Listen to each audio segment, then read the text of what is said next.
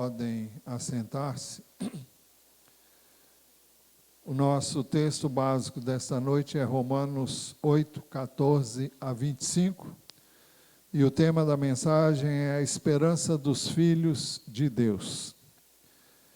Nós estamos, como já falamos, já foi falado, estamos no período de 40 dias de jejum e oração pela IBPV. E esse período termina no dia 17/10. O tema é firmados na esperança. O propósito desse tempo de jejum e oração é o de orarmos pelos pedidos do boletim de oração, porque ali oramos pela igreja, pela campanha de missões, pelo Brasil. Você pode orar por você mesmo, por sua família, e para que estejamos todos firmados na esperança. O texto que serviu de base para esse tema foi, mais especificamente, Mateus 12, 21. E no seu nome os gentios colocarão a sua esperança.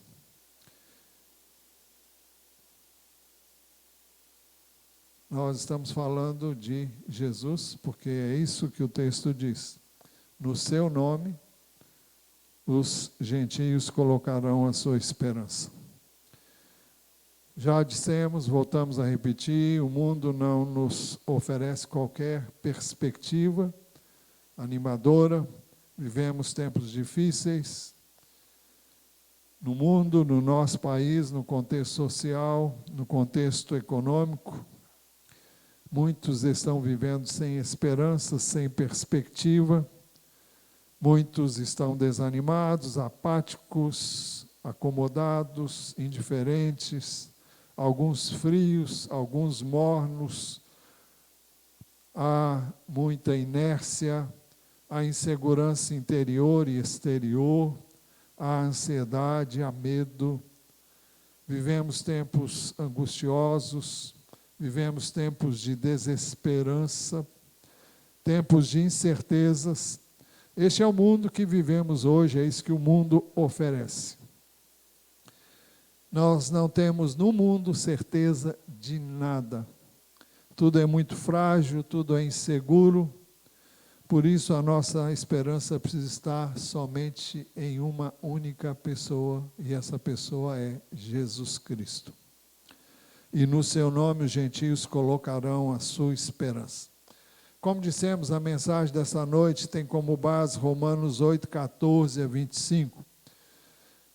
Mas é preciso que a gente volte um pouquinho antes desse texto para poder entender o porquê desse texto que nós entendemos ser a direção de Deus para essa noite. No capítulo 8, no verso 1, ele diz assim: agora, pois, já não existe nenhuma condenação para os que estão em Cristo Jesus. Bem, isso não foi dito por acaso, isso também vem de um contexto que é o capítulo anterior, capítulo 7. O capítulo 7 parece descrever a história do apóstolo Paulo logo após a sua conversão. Não posso afirmar com certeza, mas sugere que seja uma experiência que ele viveu. E eu quero ler apenas o final do capítulo 7, que na realidade eu creio que é a experiência de todo crente. Nós aprendemos que em Jesus nós temos salvação, perdão, vida eterna. Aprendemos que temos poder do Espírito para viver, mas antes de chegarmos a entender isso na prática, muitas vezes agimos como Paulo, o apóstolo Paulo descreveu no capítulo 7. Eu vou ler só os versos 21 a 25, onde ele disse assim: assim encontro essa lei, quando quero fazer o bem, o mal reside em mim. Porque segundo o homem interior, isto é, ele está falando do seu espírito, tenho prazer na lei de Deus. Mas vejo nos meus membros outra lei que, guerreando contra a lei da minha mente, é a lei de Deus na mente, me faz prisioneiro da lei do pecado que está nos meus membros. Então ele fala de uma lei. Bom, ele tem prazer na lei de Deus. Na sua mente, ele quer obedecer à lei de Deus, ele quer obedecer à palavra de Deus, mas ele encontra nele uma outra lei que o faz prisioneiro da lei do pecado. E essa lei do pecado age nos seus membros, ou seja, na sua carne. Então, no verso 24, ele chega a um ponto de desespero. Ele diz: miserável homem que sou, quem me livrará do corpo desta morte? Ele logo a seguir diz: graças a Deus por Jesus Cristo nosso Senhor. Mas ele diz isso pelo que ele vai dizer no capítulo 8, mas depois ele encerra o capítulo 7 dizendo: de maneira que eu de mim mesmo. Essa expressão de mim mesmo é muito importante. Eu, homem, eu com boas intenções, eu cheio de zelo por Deus, eu de mim mesmo, com a mente sou escravo da lei de Deus, mas segundo a carne, sou escravo da lei do pecado. Então nós descobrimos, se você examinar, você vai descobrir também, que a lei de Deus na mente não é suficiente para vencer uma lei que opera em nossos membros, que é a lei do pecado e da morte. Ou seja, age em nossa carne, que é passível de corrupção, e ela é corrupta em si mesma, ela tem uma natureza para o pecado. Então, mas ele entra no capítulo 8 dizendo: agora, pois, já não existe nenhuma condenação para os que estão em Cristo. Que condenação seria essa? É a condenação de viver prisioneiro dessa vida miserável que me aprisiona e que me impede de obedecer a Deus e a sua palavra. E ele explica por quê no verso 2. Porque a lei do Espírito da vida, e ele está se referindo aqui ao Espírito de Deus, na luta que ele travou no capítulo 7, foi uma luta da sua mente contra a sua carne. Na sua mente, onde estava a lei de Deus, mas a lei do pecado nos seus membros era maior, e é maior do que a sua mente, mesmo quando a lei de Deus está na mente dele. Enfim, a mente humana não é capaz de vencer a natureza humana caída, o pecado que existe no ser humano. Mas ele diz, porque a lei do Espírito da vida, aí entra uma coisa que não é mencionada no capítulo 7, é o Espírito de Deus.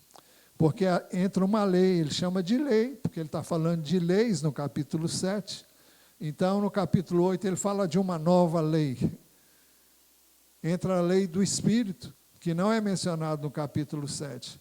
A lei do Espírito da vida em Cristo, porque o Espírito da vida nos foi dado através de Jesus, livrou você da lei do pecado e da morte. Então, através do Espírito de Deus que vem habitar em nós quando cremos em Jesus, você não é obrigado mais a viver como escravo do pecado. Por meio de Jesus Cristo, Deus tornou possível que antes, o que é descrito no capítulo 7, era impossível. Porque aquilo que a lei não podia fazer, por causa da fraqueza da carne, não é que havia problema na lei. A lei nunca teve nenhum problema. O problema estava justamente na carne humana, porque ela não está sujeita a Deus e a sua palavra. Então, o que Deus fez? Deus fez enviando o seu próprio Filho em semelhança de carne pecaminosa, e no que diz respeito ao pecado, E assim Deus condenou o pecado na carne. Na carne de quem? De Jesus Cristo. Nele não havia pecado, mas ele recebeu sobre ele o nosso pecado. E através da morte de Jesus, Deus condenou o pecado que está em nós, na pessoa de Jesus. E o verso 4 explica, a fim de que a exigência da lei se cumprisse em nós, que não vivemos segundo a carne, mas segundo o Espírito. Aqui é o Espírito de Deus. Assim, por meio da vida do Espírito da vida, o Espírito de Deus, nós podemos viver uma vida de vitória sobre a lei do pecado e cumprir as exigências da lei de Deus. Não por força da lei, mas pelo poder de Deus, através do seu Espírito. Por isso, nós não precisamos viver sobre o jugo da lei do pecado. Agora, a questão fundamental é esta. Quem tem o controle? Você mesmo, na sua carne, ou o Senhor, pelo seu Espírito? Quem controla a sua mente? A sua carne ou o Espírito de Deus? Romanos 8,5. Os que vivem segundo a carne se inclinam para as coisas da carne, mas os que vivem segundo o Espírito se inclinam para as coisas do Espírito. Os que vivem segundo a carne, aqueles que são guiados pela carne, aqueles que se deixam levar pela sua carne, se inclinam para as coisas da carne. Mas os que vivem segundo o Espírito se inclinam para as coisas do Espírito. Se a sua mente é guiada pela vontade da carne, você está morto. Se o que comanda a sua vida é a sua carne, significa que você está morto. Significa que você não tem o Espírito de Deus, como nós vamos ver depois. Pois a inclinação da carne é morte. Se você segue a inclinação da carne, o resultado disso é morte, não física, eu diria apenas, mas espiritual, separação. É uma evidência de que você não tem o Espírito de Deus. Mas, se a sua mente é guiada pelo Espírito de Deus, você tem vida e paz. Vida eterna e paz na sua relação com Deus. Mas a do Espírito é vida e paz, diz o texto. Ele diz também que o desejo da carne é inimigo de Deus. Verso 7, porque a inclinação da carne é inimizade contra Deus. Se você se deixar levar pela sua carne, você se constitui no inimigo de Deus. Pois não está sujeita, isto é, a nossa carne não está sujeita à lei de Deus, e nem mesmo pode estar. Ela não se sujeita a Deus. Eu não sei se você já observou que a sua carne não gosta das coisas de Deus. Ela não gosta de vir, se reunir com os irmãos, ela não gosta de ler a Bíblia, ela não gosta de orar. Para tudo para a sua carne é enfado, é canseira, é um fardo pesado. É assim que a carne vê todas as coisas que chamamos de espirituais. Então, para todas as coisas, todos os valores espirituais, ela diz não. Ela faz corpo mole. E aí vai. Bem, por isso mesmo, quem é dominado pela carne não pode agradar a Deus, diz o verso 8.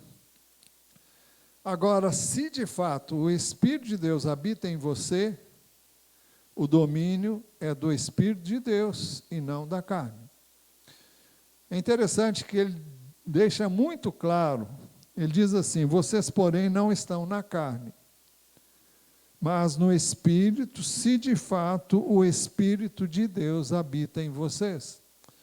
Porque o Espírito de Deus veio residir em nós, para que Ele, por meio dele, nós pudéssemos ter vitória sobre a carne.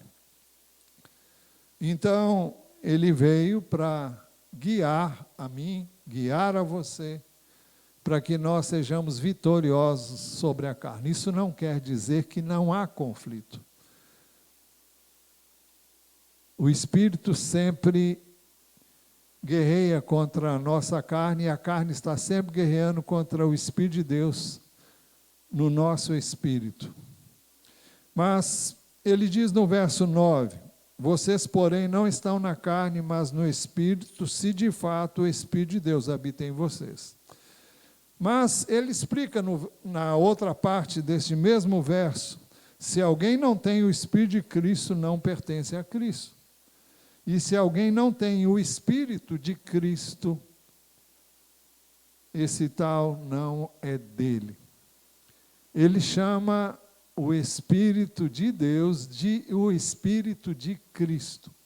Eu já disse aqui muitas vezes que o Espírito de Deus, ele veio depois que Jesus subiu, foi derramado para representar a Jesus Cristo. Tudo que o Espírito de Deus faz, ele não faz no nome dele. Ele faz no nome de Jesus. Ele representa Jesus. Então, o Espírito de Deus, na realidade, está aqui como representante de Cristo, da mesma forma como Cristo, quando veio, veio em nome do Pai e agiu em nome do Pai, sujeito à direção do Pai, pelo Espírito do Pai. Que, diga-se de passagem, é o mesmo Espírito de Cristo. Não me pergunte isso, porque não dá para explicar isso agora. E eu não sei se algum dia dá para explicar. Então, ele disse, se alguém não tem o Espírito de Cristo, aquele Espírito que eu e você recebemos quando cremos em Cristo, esse tal não é dele. Só é de Jesus quem tem o Espírito de Deus. Se Cristo está em você, seu corpo está morto por causa do pecado. Ele está dizendo que o nosso corpo humano, se o Espírito de Deus vive em nós, esse corpo está condenado à morte. Por isso que todos nós vamos passar pela morte. A menos que Jesus volte quando estivermos vivos, e aí esse corpo tem que ser transformado, porque ele tem que morrer e vamos receber um corpo novo. Mas não, se acontecer isso, é outra coisa que não dá para explicar agora, mas a Bíblia chama isso de transformar. Nem todos dormiremos, mas transformados seremos todos. Você será transformado ou por meio da ressurreição, ou recebendo um corpo novo quando Jesus vier. Mas isso aí já é outro assunto. Mas o seu corpo humano, onde você vive hoje, ele está morto por causa do pecado. O seu corpo é um corpo de pecado. Mas então, se porém Cristo está em vocês, o corpo, na verdade, está morto por causa do pecado. Ou seja, ele está condenado à morte. Porque ele não se regenera, ele não se deixa transformar, a carne vai ser sempre carne. E ela vai agir como carne. Mas ele diz no verso 10, se Cristo está em você, seu espírito vive por causa da justiça. Mas o Espírito é vida por causa da justiça. Então, se o Espírito de Deus habita em você, habita em mim, ele pode dar vida, trazer a vida para esse corpo, para que ele seja instrumento nas mãos de Deus, e não instrumento nas mãos do diabo, para que ele não sirva à vontade da carne, mas sirva à vontade de Deus, pelo Espírito de Deus que habita em nós. Eu espero que até aqui você tenha compreendido, embora eu ainda não tenha chegado aonde eu quero. Se Cristo está em você, seu espírito vive por causa da justiça, mas o espírito é vida por causa da justiça. No verso 11 ele diz, se o Espírito que ressuscitou Jesus dentre os mortos habita em você, ele também dará vida ao seu corpo. O sentido aqui é exatamente o que eu acabei me antecipando no verso anterior. Isso fala tanto da ressurreição dos mortos. O texto diz, se em vocês habita o Espírito daquele que ressuscitou Jesus dentre os mortos, este mesmo que ressuscitou Cristo dentre os mortos, vivificará também o corpo mortal de vocês, por meio do seu Espírito que habita em vocês. Aqui fala não só da ressurreição, mas fala também que ele tem o poder de dar vida, a vida do Espírito, para que esse corpo sirva ao Espírito de Deus e não à vontade dele próprio.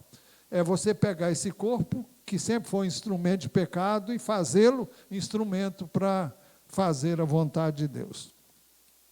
Por tudo isso, ele diz no verso 12, você não deve nada à carne, à sua carne, para estar sujeito a ela. Então, você não tem que obedecer à sua carne. Assim, pois, irmãos, somos devedores não à carne, como se estivéssemos obrigados a viver segundo a carne. Porque temos o Espírito de Deus, nós não somos obrigados a viver segundo a carne. Não existe ninguém que nos obrigue a isso. Isso não significa que você não é tentado. Isso não significa que não exista luta. E ele diz que eu e você temos que escolher uma coisa ou a outra. Versículo 13, no início, diz, porque se vocês viverem segundo a carne, caminharão para a morte.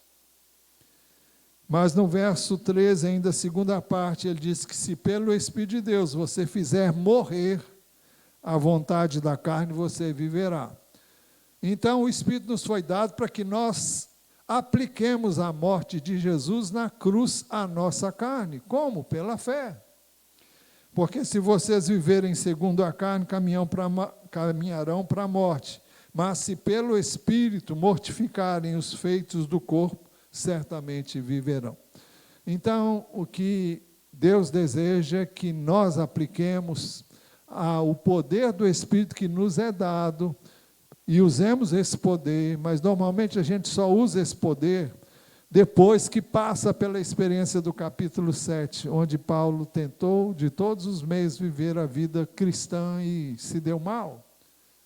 Ele não conseguiu ir muito longe, porque era a mente dele contra a carne, mas agora, com o Espírito de Deus, o Espírito de Deus está aí para mortificar a sua carne, a minha carne, e é preciso que nós nos valhamos desse poder, e para tanto, eu digo para você que o poder está aí, cabe a você dizer para Deus, eu não tenho poder em mim, eu não posso, eu não consigo, mas eu quero, porque eu creio que o teu poder está em mim, e eu quero que tu apliques esse poder na minha vida, eu quero viver, como o apóstolo Paulo disse, não mais eu, mas Cristo vive em mim, este viver que agora vivo na carne, e esse viver que agora vivo na carne, vivo, como é que é?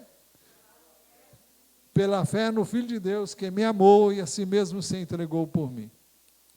Então, e este viver que agora vivo na carne, vivo pela fé no Filho de Deus que me amou e a si mesmo se entregou por mim. Então, é você exercer fé, crer que você já recebeu e buscar e reconhecer diante de Deus. Eu e você precisamos reconhecer todos os dias, Deus, eu sou falho. Deus, eu sou limitado. Deus, eu sou fraco em mim mesmo. E o poder de Deus se aperfeiçoa justamente na minha e na sua fraqueza. Quando nós reconhecemos essa fraqueza, essa limitação, então Deus manifesta seu poder para que você não se glorie na sua carne, mas se glorie em Deus. Bem, por isso, então, nós vamos entrar no primeiro ponto agora. Isso foi só a introdução. Primeiro, os filhos de Deus têm esperança, porque são guiados pelo Espírito de Deus. Pois todos que são guiados pelo Espírito de Deus são filhos de Deus. Qual é o significado disso? É que Deus nos direciona? Sim. Isso é algo mais além do que nós queremos falar agora. Mas ser guiado pelo Espírito, nesse contexto que está sendo colocado agora, é deixar-se controlar por Ele, e não pela sua carne. É isso que é ser guiado pelo Espírito aqui nesse texto. Ser guiado pelo Espírito de Deus é deixar que o Espírito de Deus controle a minha vida, que Ele exerça o seu poder. E Ele sempre faz isso quando eu reconheço que não posso. Enquanto eu não admito que eu não posso, Ele não entra em cena, mesmo estando em mim. Porque a glória de Deus não é dada para ninguém, só para Ele. É por isso que Paulo diz que o poder de Deus se aperfeiçoa na fraqueza.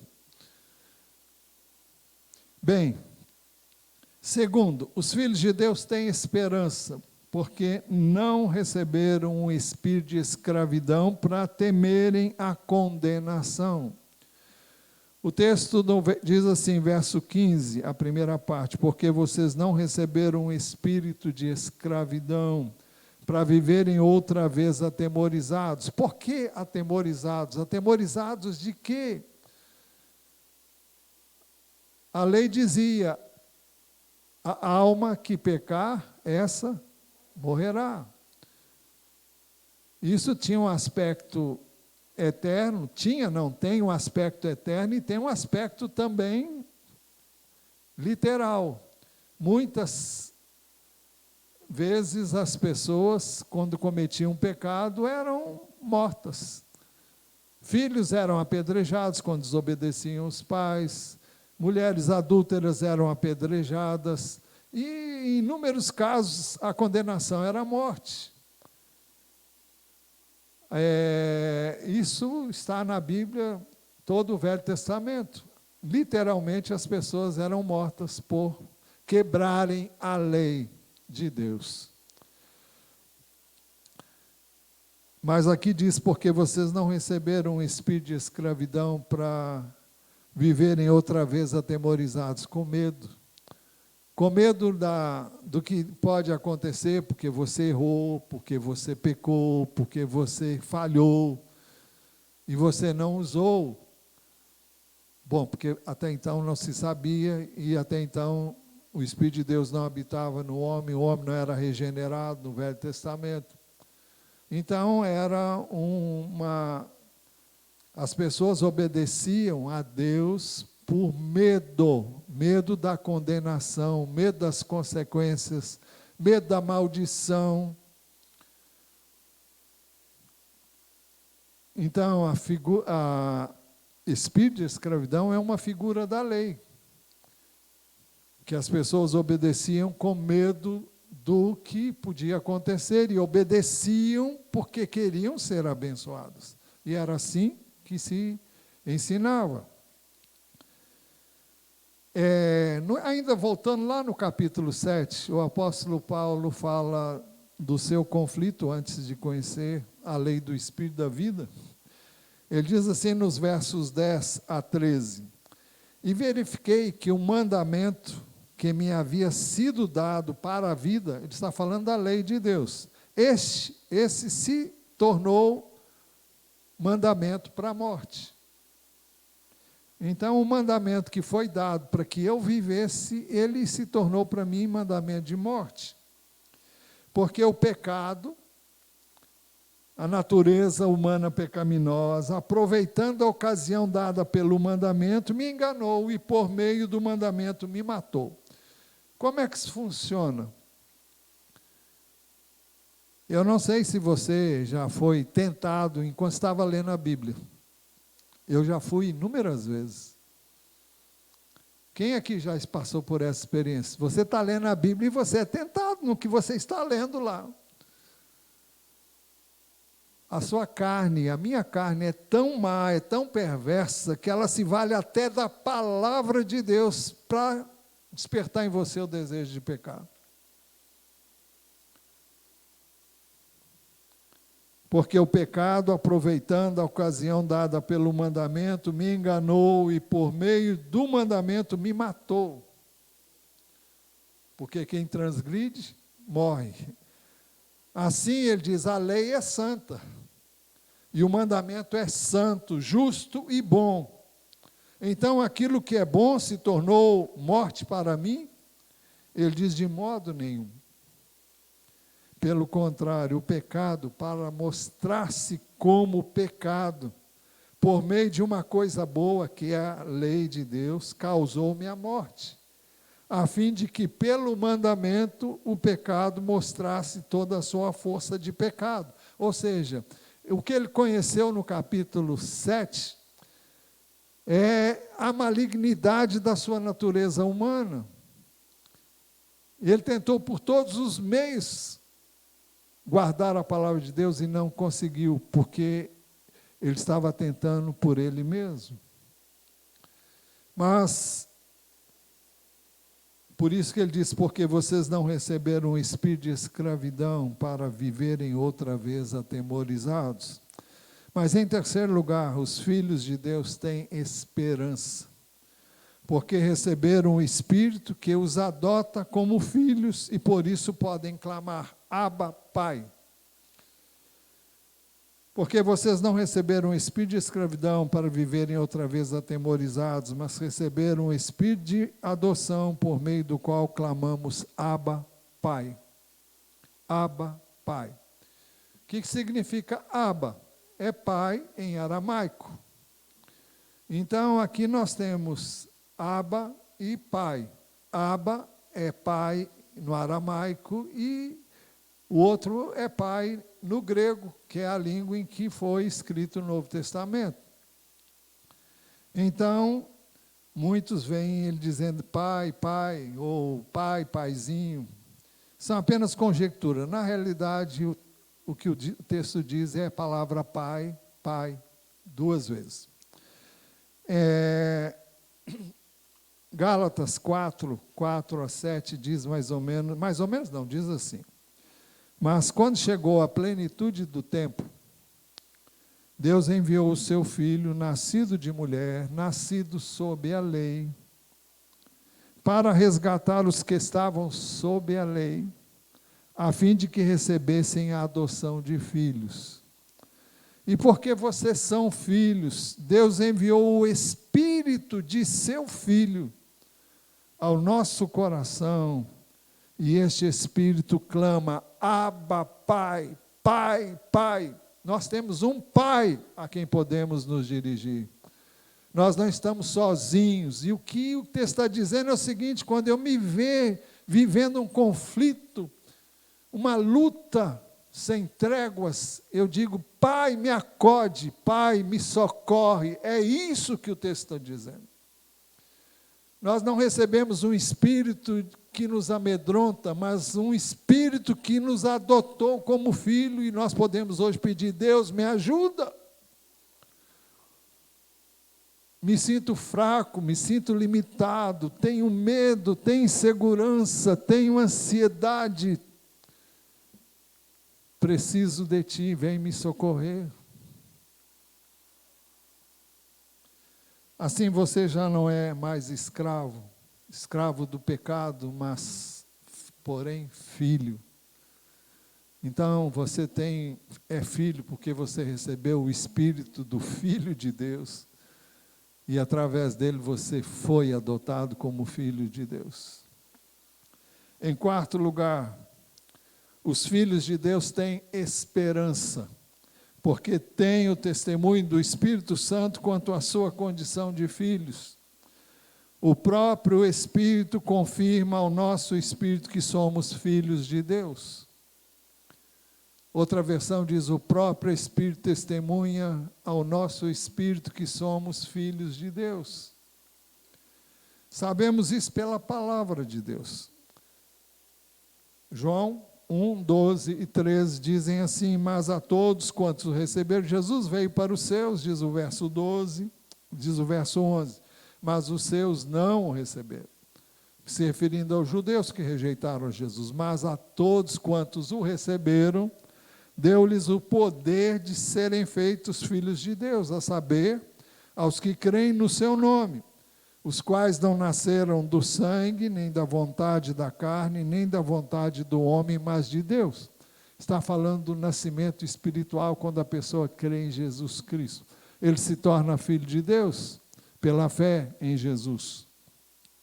Sabemos isso pelo testemunho do Espírito de Deus no nosso espírito, como nós vimos agora, Romanos 8,16. O próprio Espírito, é o Espírito de Deus, confirma, testemunha ao nosso espírito que somos filhos de Deus. Em quinto lugar, então você tem o testemunho do Espírito de Deus no seu espírito. Você sabe que é filho de Deus porque a palavra de Deus diz isso, e você sabe que é filho de Deus porque há o testemunho do Espírito.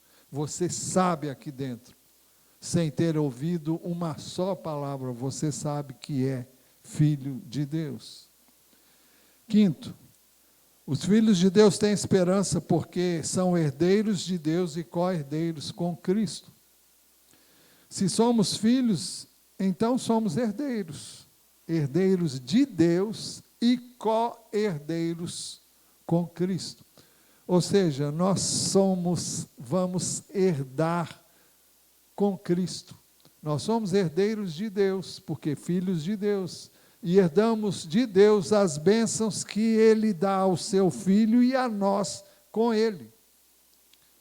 Tudo que Jesus tem como Filho, eu e você temos aqui e teremos por toda a eternidade. Em sexto lugar, os filhos de Deus têm esperança mesmo quando participam dos sofrimentos de Cristo. Ele diz, e se somos filhos, somos também herdeiros, herdeiros de Deus e co-herdeiros com Cristo, se com Ele sofremos.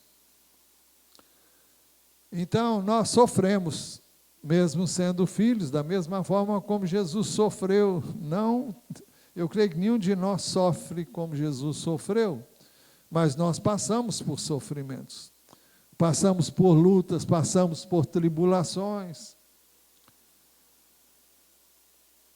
Primeira Epístola de Pedro, capítulo 4, versículos 13 a 16. No capítulo 1, o Rodney leu aqui hoje algo bem semelhante, mas no capítulo 4, versos 13 a 16, ele diz assim, amados, 12. Amados, não estranhem o fogo que surge no meio de vocês, destinados a pô-los à prova. Ele fala de um fogo que prova, como se alguma coisa extraordinária estivesse acontecendo. Pelo contrário, alegrem-se na medida em que são co-participantes dos sofrimentos de Cristo, para que também na revelação de sua glória vocês se alegrem exultando. Se são insultados por causa do nome de Cristo, vocês são bem-aventurados, porque o Espírito da glória, que é o Espírito de Deus, repousa sobre vocês. O que ele está dizendo é o seguinte, porque o Espírito da glória repousa sobre nós, nós sofremos perseguição, nós somos insultados, nós somos incompreendidos, nós somos perseguidos. Se eu e você vivermos o Evangelho tal como ele é, se nós seguirmos a Jesus, nós seremos rejeitados, seremos menosprezados, criticados. E se isso não está acontecendo, é porque nós não temos dado o testemunho que devíamos dar, onde nós podemos dar esse testemunho. Mas ele diz que nenhum de vocês sofra como assassino, ou ladrão, ou malfeitor, ou como quem se mete na vida dos outros. Mas se sofrer como cristão, ou seja, se sofrer porque você é cristão, não se envergonhe, pelo contrário, glorifique a Deus por causa disso. Então, é desse sofrimento que ele está falando. Não é, muitas vezes nós sofremos porque pecamos contra Deus, porque desobedecemos os seus princípios, porque desobedecemos a sua palavra, deixamos de viver o que ele mandou que nós vivêssemos. Há quem diga que se o sermão da montanha for obedecido, 90 e muitos por cento das doenças chamadas psicossomáticas seriam eliminadas. São as doenças resultantes da quebra de princípios que Jesus estabeleceu ali para que eu e você tivéssemos uma vida abundante.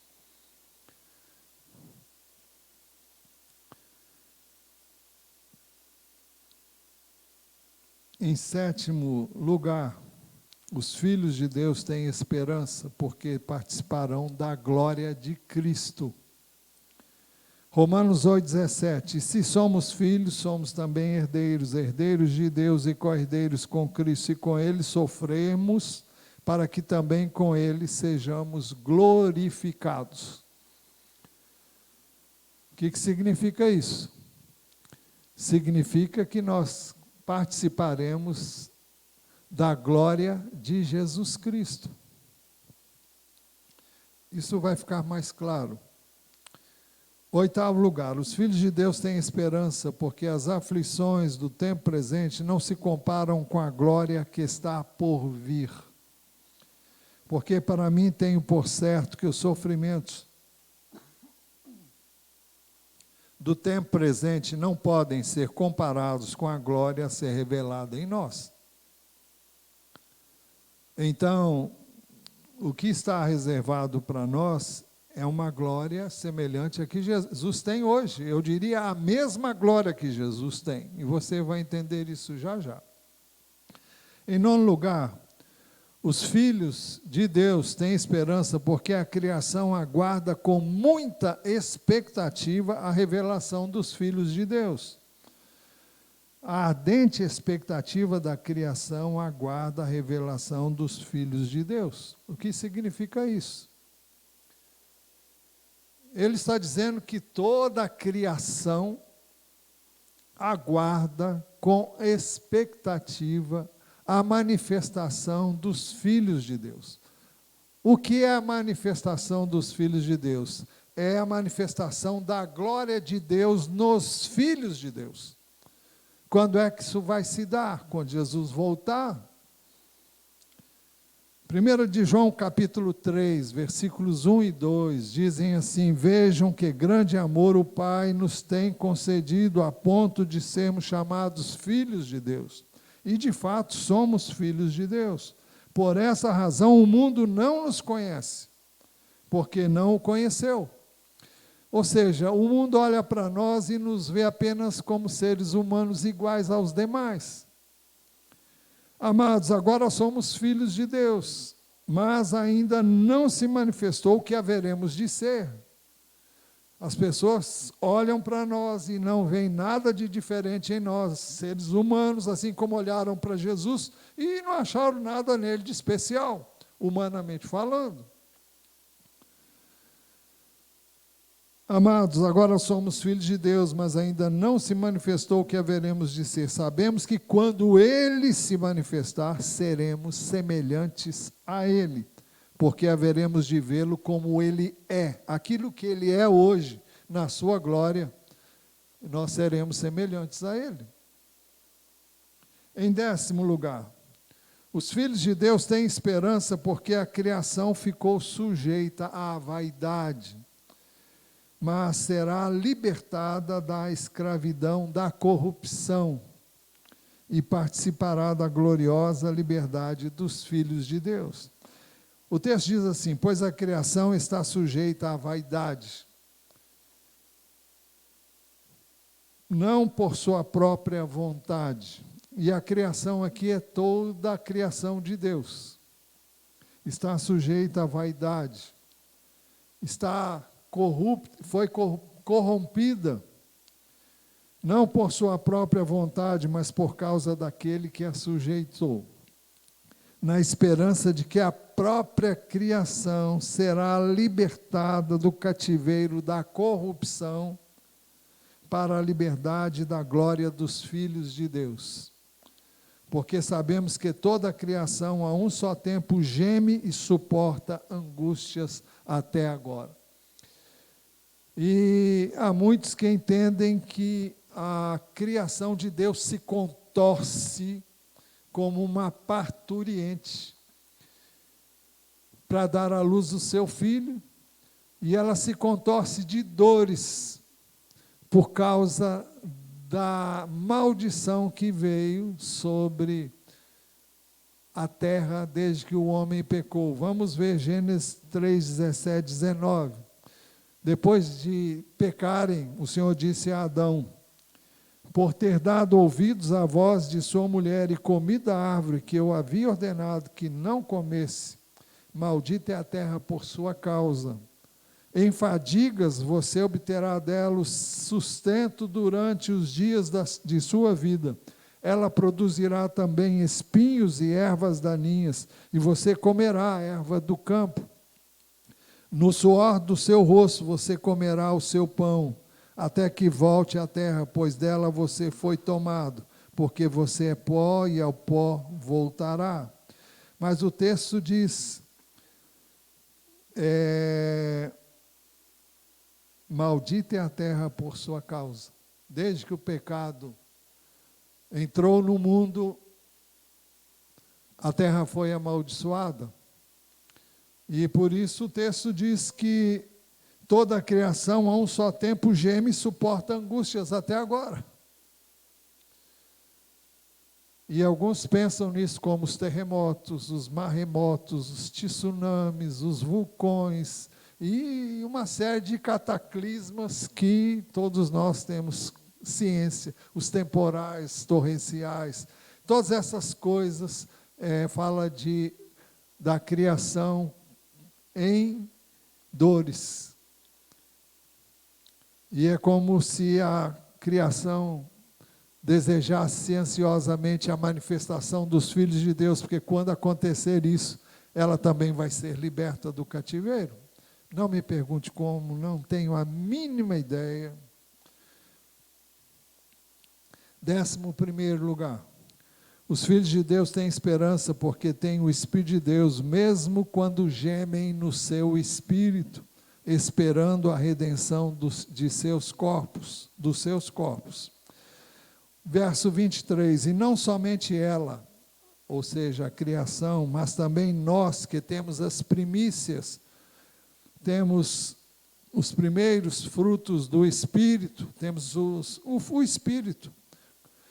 Igualmente gememos em nosso íntimo, aguardando a adoção de filhos, a redenção do nosso corpo. Nós sofremos muito mais, nós crentes em Jesus, nós que depositamos a nossa fé em Jesus, vivemos num mundo que é oposto aos valores do reino, é oposto à vontade de Deus, que tem outros valores, tem outros princípios, e tudo isso nos faz gemer no nosso íntimo, faz clamar a Deus, pedindo que Ele venha nos libertar dessa situação. O texto diz em 12º lugar, por isso que o texto diz antes, no 11º, aguardando a adoção de filhos. Você vai dizer, mas nós já não fomos adotados como filhos, mas ele diz aqui, a redenção do nosso corpo. É uma outra etapa da nossa adoção. Nós fomos adotados no Espírito, por isso podemos clamar, Abba, Pai. Mas nós vamos ser adotados como filhos e vamos ser manifestos como filhos de Deus. Todos vão ver que nós somos filhos de Deus, quando verem a glória de Deus sobre nós. Hoje isso não é visível. Por causa da glória de Deus que está em nós, que é o Espírito de Deus, nós sofremos oposição. Por isso a batalha espiritual, por isso os conflitos espirituais, por isso que não temos que lutar contra carne e sangue, é um outro aspecto que nós estamos vendo aqui hoje. Porque é uma guerra espiritual. Em 12º lugar, os filhos de Deus têm esperança, porque foram salvos na esperança da revelação da glória dos filhos de Deus. Porque na esperança fomos salvos. Eu confesso para os irmãos que sempre entendi que eu tinha salvação eterna e nunca pensei em participar da glória de Cristo. Isso só depois de muito tempo que eu vim entender isso. Então, eu estava muito feliz de ter a vida eterna. Mas Deus tem algo mais para os filhos dele. Nós vamos participar da glória dos filhos de Deus. Romanos 8,17 diz: e se somos filhos, somos também herdeiros, herdeiros de Deus e co-herdeiros com Cristo, e com Ele sofremos, para que também com Ele sejamos glorificados. Está falando de nós. Em 13º lugar, os filhos de Deus têm esperança, porque esperam pela fé a revelação da glória dos filhos de Deus. Ora, a esperança que se vê não é esperança, diz o texto, pois quem espera o que está vendo? Então, esperar no Senhor implica em colocar nele a nossa fé. Aí, eu já tenho dito muitas vezes que a esperança do crente não é uma coisa vaga. Quem sabe, eu espero, eu tenho a esperança. Não, eu tenho a certeza. Eu espero. Eu creio na palavra, então eu espero. É diferente de você, quem sabe? Não, não é assim. Ora, esperança que se vê não é esperança, pois quem espera o que está vendo? Em 14º lugar, os filhos de Deus têm esperança porque esperam com paciência o dia da revelação da glória dos filhos de Deus. Mas se esperamos o que não vemos, com paciência o aguardamos. Então, é essa esperança que eu e você temos que ter. Nós vivemos aqui pela esperança do cumprimento das promessas que Jesus fez. O dia que ele subiu aos céus, ele disse, varões galileus, porque vocês estão olhando aí, da mesma forma como vocês viram Jesus subir, ele vai descer. Atos 1, 10, 9, não, 9 não é não, talvez 11, não sei, é por ali. Então, temos essa promessa, não só ali, mas em muitos outros lugares. Conclusão. Os filhos de Deus têm esperança para os nossos dias e para toda a eternidade. E é essa esperança que nos faz andar na presença de Deus, buscar a Deus, para viver com Ele aqui e viver com Ele na eternidade. Nós buscamos a Deus porque para vivermos neste mundo nós precisamos buscar a Deus. Quando eu insisto com a igreja para vir, para se reunir como igreja, eu não estou querendo público, não. Isso não me enche os olhos. Eu tenho um entendimento muito claro do que eu sou, e do que não tenho nenhuma pretensão, não tenho esses planos e propósitos. Eu quero ver a igreja do Senhor abençoada. Eu quero ver você recebendo. Você sempre diz para o filho, não faz isso. Por quê? Porque o pai sabe que se o filho tem uma faca na mão e ele pode se ferir. Olha, cuidado que o fogo queima. Mas, infelizmente, as pessoas têm que machucar, cortar o dedo para saber que corta. Tem que queimar o dedo para saber que fogo queima. A palavra de Deus é muito clara. Isso desde o Velho Testamento. Eu quero encerrar com essa palavra aqui. Lá no capítulo 30 de Deuteronômio, nós temos algo muito precioso que o Senhor revela já no contexto da lei. Os irmãos imaginem no contexto da graça. Ele diz assim, vejam, 30, 15.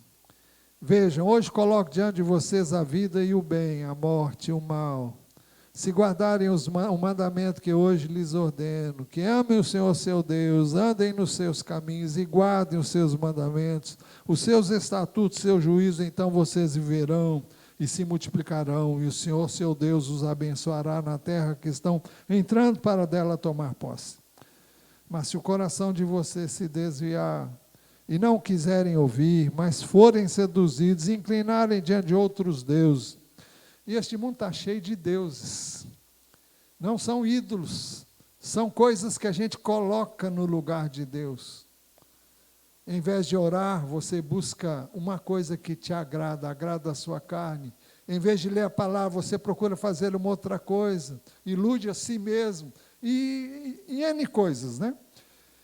Mas se o coração de vocês se desviar e não quiserem ouvir, mas forem seduzidos, se inclinando diante de outros deuses e os servirem, então hoje lhes declaro que certamente perecerão na terra na qual, passando o Jordão, vocês vão entrar para dela tomar posse. Hoje tomo o céu e a terra por testemunha contra vocês que lhes propus a vida e a morte, a bênção e a maldição. Escolham, pois, a vida, para que vivam, vocês e os seus descendentes, amando o Senhor seu Deus, dando ouvidos à sua voz e apegando-se a Ele, pois disso depende a vida e a longevidade de vocês.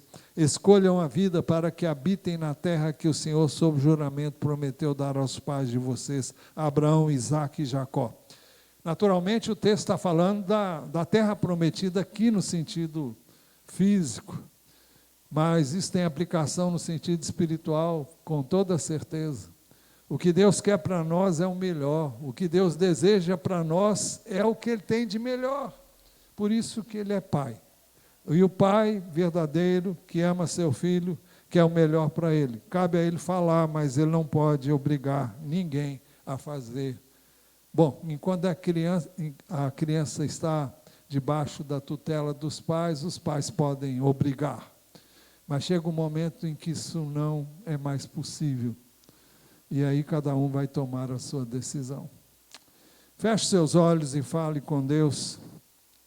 Que você viva como filho de Deus e usufrua de todas as bênçãos que Ele tem planejado para você. Senhor, nós te louvamos pelas promessas que o Senhor tem para nós. Nós te louvamos porque podemos viver aquilo que o Senhor tem prometido na Tua palavra. Tu conheces os nossos corações, sabes como muitas vezes vivemos momentos difíceis, atribulados, e em que somos levados, se nos deixarmos levar pela nossa natureza humana, a nos abater, a nos desanimar, a realmente nos vermos até deprimidos, aflitos, angustiados, amedrontados. Mas nós te louvamos pela Tua palavra e pedimos que o Senhor nos desperte para lê-la sempre, para amá-la sempre, para nos fortalecermos através dela, através do seu ensino, através do Teu Espírito, e que sejamos enriquecidos e fortalecidos no nosso homem interior, para que possamos viver toda a plenitude de vida que o Senhor tem planejado para nós aqui e na eternidade. Até lá, segura nas nossas mãos, mantenha-nos bem junto do Teu coração e que nada nos tire deste lugar. é onde nós queremos viver e andar. Ao sair daqui, leva-nos em paz, seguros, cercados pelos teus anjos, livres do mal. Te pedimos em nome de Jesus, e agora que a graça de nosso Senhor Jesus Cristo, o amor de Deus, o Pai, a comunhão e as consolações do Santo Espírito de Deus sejam sobre todos nós agora e para todos sempre. Amém.